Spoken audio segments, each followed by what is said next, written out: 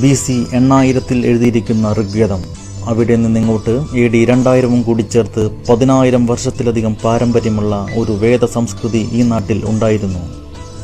സ്വതന്ത്ര ഭാരതത്തിലെ ദേശീയഗാനം അത് 2-3 നദികളെയും പർവ്വതങ്ങളെയും മാത്രം പറയുമ്പോൾ 2000-3000 വർഷങ്ങൾക്ക് മുമ്പ് ഭാരതത്തെക്കുറിച്ച് വ്യക്തമായ ഡെഫിനിഷൻ കൊടുത്തിരുന്നു.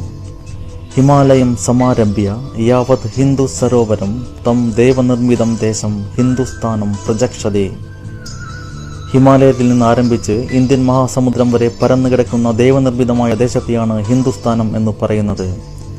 വിന്ധ്യ ഹിമാചല എന്ന 2 പർവ്വതങ്ങളെ മാത്രം പറഞ്ഞ ദേശീയഗാനം നിർത്തുമ്പോൾ ഭാരതത്തിൽ പുരാതനമായി രചിക്കപ്പെട്ട ഒരു സംസ്കൃതിയുടെ 4 വരികൾ വിന്ധ്യ ഹിമാചലയിൽ നിർത്താതെ വിന്ധ്യപർവ്വതവും ആരാവലിയും സഹ്യപർവ്വതവും അതുപോലെയുള്ള ഭാരതത്തിലെ ഓരോ സംസ്ഥാനത്തെയും പ്രതിനിധീകരിക്കുന്ന പർവ്വതങ്ങളെക്കുറിച്ച് പറഞ്ഞിരുന്നു. യമുന, ഗംഗ എന്ന 2 ഉത്തരേന്ത്യൻ നദികളെക്കുറിച്ച് മാത്രം സ്വാതന്ത്ര്യാനന്തര ഭാരതത്തിൽ അംഗീകരിച്ച ദേശീയഗാനത്തിൽ പറയുമ്പോൾ ഭാരതത്തിൽ രാവിലെ ക്ഷേത്രങ്ങളിലെ പൂജാരിമാർ ശംഖുപൂരണം നടത്തി ആ ശംഖിൽ തീർത്ഥമുണ്ടാക്കുമ്പോൾ ആവാഹിക്കുന്ന ഒരു മന്ത്രമുണ്ട്. ഗംഗേ ച യമുന ചൈവ ഗോദാവരി സരസ്വതി നർമ്മദേ സിന്ധു കാവേരി ജലേസ്മിൻ സന്നിധിൻ ഗുരു.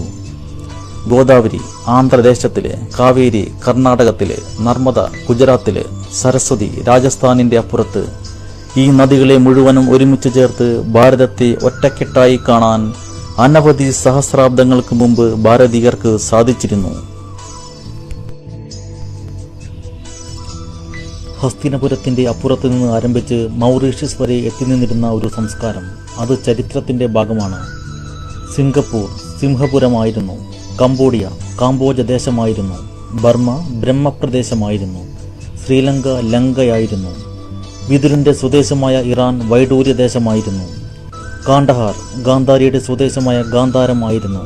ധൃതരാഷ്ട്രർ ഗാന്ധാരിയെ സ്വീകരിച്ചതോടുകൂടി ഭാരതത്തിൻ്റെ അതിർത്തി അഫ്ഗാനിസ്ഥാന് അപ്പുറം പോയി. സ്വാതന്ത്ര്യാനന്തര ഭാരതത്തിൻ്റെ വിസ്തൃതിയാണ് കുറഞ്ഞത്.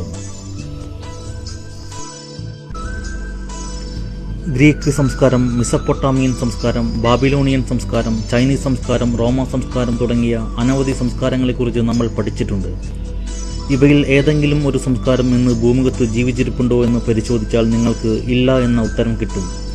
എന്തുകൊണ്ട് ആ സംസ്കാരങ്ങളെക്കാളും പുരാതനമായ ഭാരതീയ സംസ്കാരം, ആർഷ ഭാരത സംസ്കാരം ഇപ്പോഴും നിലനിൽക്കുന്നു? ഇംഗ്ലീഷുകാർ ഇന്ത്യയേക്കാൾ 17 ഇരട്ടി വലിപ്പമുള്ള ആഫ്രിക്കൻ കോണ്ടിനെന്റ് കീഴടക്കിയതിനു ശേഷം വെറും 62 വർഷങ്ങൾ കൊണ്ട് ആഫ്രിക്കൻ സംസ്കാരത്തെ വൈപ്പ് ഔട്ട് ചെയ്ത് കളഞ്ഞിട്ടുണ്ട്. AD 997 മുഹമ്മദ് ഗസ്നി ഇന്ത്യയിലേക്ക് വന്ന്, ഗ്ലോറി വന്ന്, ഖിൽജി വന്ന്, തൈമൂർ വന്ന് ഇവിടെ ഭരിച്ച അടിമ വംശം, തുഗ്ലക് വംശം, മുഗൾ വംശം തുടങ്ങിയവർ പുറത്തുനിന്ന് 600 വർഷം ആക്രമിച്ചു. അതിനുശേഷം സ്പെയിൻകാർ, ഡച്ചുകാർ, പോർച്ചുഗീസുകാർ, പിന്നെ ഇംഗ്ലീഷുകാരും ഭാരതത്തെ ആക്രമിച്ചു. AD 997 മുതൽക്ക് 1947 ആഗസ്റ്റ് 15 വരെ ഏതാണ്ട് 9 നൂറ്റാണ്ടിൽ പരം കാലം വിദേശികൾ ആക്രമിച്ചിട്ടും ഭാരതീയ സംസ്കാരത്തെ നശിപ്പിക്കാൻ കഴിഞ്ഞിട്ടില്ല. മറ്റൊരർത്ഥത്തിൽ പറഞ്ഞാൽ ഭാരതം മരിച്ചില്ല. എന്തുകൊണ്ട് ഇത് സംഭവിച്ചു? ഭാരതീയ സംസ്കാരത്തെ എതിർക്കുന്നവരും അനുകൂലിക്കുന്നവരും വെറുതെ ഒന്ന് ചിന്തിക്കുക. ഭാരതീയാഹ സമസ്ത സുഖിനോ ഭവന്തു എന്ന് നമ്മൾ പ്രാർത്ഥിച്ചിട്ടില്ല. ഭാരതീയർ പ്രാർത്ഥിക്കാറുള്ളത് ലോക സമസ്ത സുഖിനോ ഭവന്തു എന്നാണ്.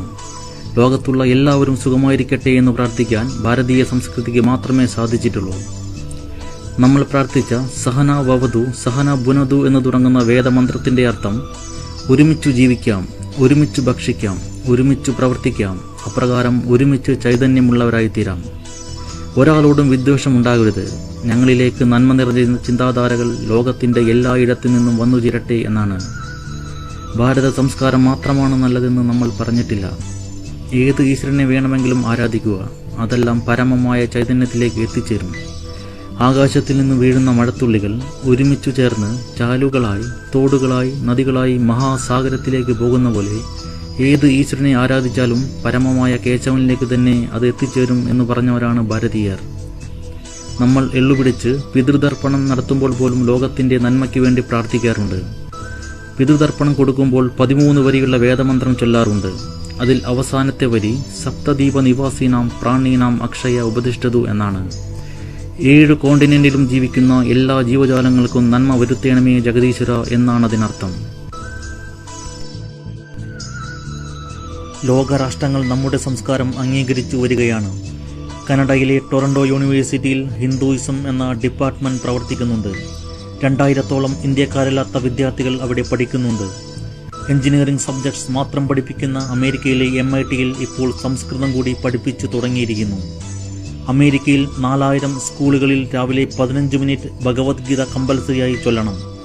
അമേരിക്കയിലെ പെൻസിൽവാനിയ യൂണിവേഴ്സിറ്റിയിലെ 20 സൈക്കോളജി പ്രൊഫസർമാർ നടത്തിയ പഠനത്തിൽ നിന്ന് തെളിയിച്ചിരിക്കുന്നത് കുട്ടികൾ ഭഗവത്ഗീത രാവിലെ 15 മിനിറ്റ് ചൊല്ലുമ്പോൾ കുട്ടികളുടെ ബിഹേവിയർ പാറ്റേണിൽ അസാധാരണമായ മാറ്റം സംഭവിക്കുന്നു എന്നാണ്. സൈക്കോളജി പ്രൊഫസർമാരുടെ അഭിപ്രായത്തിൽ ഭഗവത്ഗീത ഒരു മതഗ്രന്ഥമല്ല, അതൊരു സൈക്കോളജിക്കൽ മാനേജ്മെന്റ് ബുക്കാണ്. ജർമ്മനിയിലെ സെന്റ് ജോർജ് യൂണിവേഴ്സിറ്റിയിൽ സംസ്കൃതം അറിയുന്നവർക്ക് മാത്രമേ അഡ്മിഷൻ ലഭിക്കുകയുള്ളൂ. ലോകത്തിൽ തന്നെ സംസ്കൃതം കമ്പൽസറി ആയിട്ടുള്ള ഏക യൂണിവേഴ്സിറ്റിയാണ് saint George university.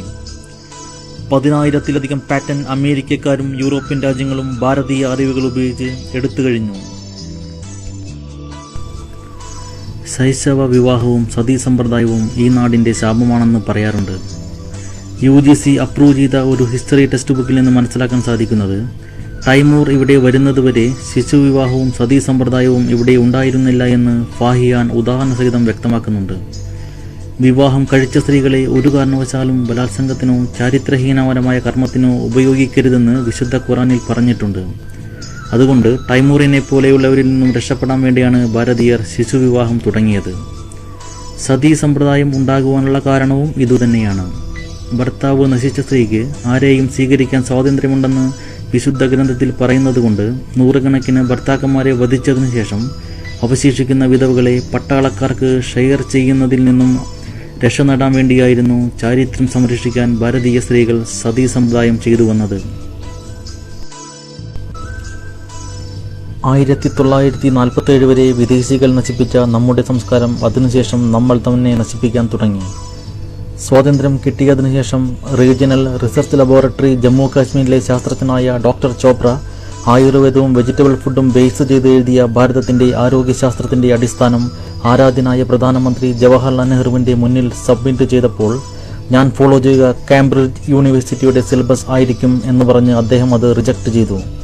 Doctor Chopra എഴുതിയ ആ പുസ്തകം 2 വർഷത്തിനു ശേഷം മാവോ സേതുങ് ചൈനയിൽ ഇംപ്ലിമെന്റ് ചെയ്തു. ഈ നാട്ടിൽ അത് ഇംപ്ലിമെന്റ് ചെയ്തില്ല. ചൈനയുടെ basic health policy doctor Chopra എഴുതിയ ആ പുസ്തകമാണ്. അനവധി കാലം അടിമത്തത്തിൽ കഴിഞ്ഞ ഒരു രാഷ്ട്രം, അസാധാരണ വൈഭവശേഷിയുള്ള ഋഷിവര്യന്മാർക്ക് ജന്മം കൊടുത്ത രാഷ്ട്രം, ശാസ്ത്രത്തിന്റെ മകുടോദാഹരണമായി വർത്തിച്ചെന്ന് സർ ആൽബർട്ട് ഐൻസ്റ്റീനെയും സ്റ്റീഫൻ ഹോക്കിൻസിനെയും പോലെയുള്ള പ്രഗത്ഭർ പറഞ്ഞ രാഷ്ട്രം, ലോകജനതയ്ക്ക് സ്വർണ്ണ താമ്പാളത്തിൽ വെച്ചുകൊടുക്കാൻ പാകത്തിന് സാങ്കേതിക വിദ്യകളുടെ പരമകാഷ്ഠയിൽ എത്തിയിരുന്ന ഒരു രാഷ്ട്രം, ആത്മീയതയിൽ ലോകജനതയ്ക്ക് മാർഗനിർദ്ദേശം കൊടുത്ത ഒരു രാഷ്ട്രം, ആ ആത്മീയത അത്യന്താധുനിക ശാസ്ത്രത്തിനു നേരെ കാർപ്പറ്റ് വിരിച്ചു കൊടുക്കുന്ന ഒരു രാഷ്ട്രം, സാഹിത്യത്തിൽ മറ്റേതൊരു രാഷ്ട്രത്തിനും ചിന്തിക്കാൻ പോലും പറ്റാത്ത വിധത്തിൽ ഭാരതീയ സാഹിത്യങ്ങൾ, സാഹിത്യ നിയമങ്ങൾ ഉദയം ചെയ്ത ഒരു രാഷ്ട്രം. സ്വാതന്ത്ര്യം കിട്ടി ഇത്രയും കഴിഞ്ഞതിനു ശേഷം സ്വന്തം നാടിനെക്കുറിച്ചും നാടിന്റെ പൈതൃകത്തെക്കുറിച്ചും അറിയാത്തതും അറിയാൻ ശ്രമിക്കാത്തതുമായ ലോകത്തിലെ ഏക ജനത ചിലപ്പോൾ ഭാരതീയർ മാത്രമായിരിക്കും. ഒരുപക്ഷെ ഭാവിയിൽ ഭാരതീയർക്ക് വേദങ്ങളെക്കുറിച്ചും നമ്മുടെ സംസ്കാരത്തെക്കുറിച്ചും പഠിക്കാൻ പാസ്പോർട്ടും വിസയും എടുത്ത് അമേരിക്കയിലേക്കും മറ്റു യൂറോപ്യൻ രാജ്യങ്ങളിലേക്കും പോകേണ്ടി വരുന്ന ഒരു കാലഘട്ടം വന്നാൽ പോലും അതിൽ അത്ഭുതപ്പെടാനില്ല എന്ന് വേദനയോടെ പറഞ്ഞുകൊണ്ട് നിർത്തട്ടെ.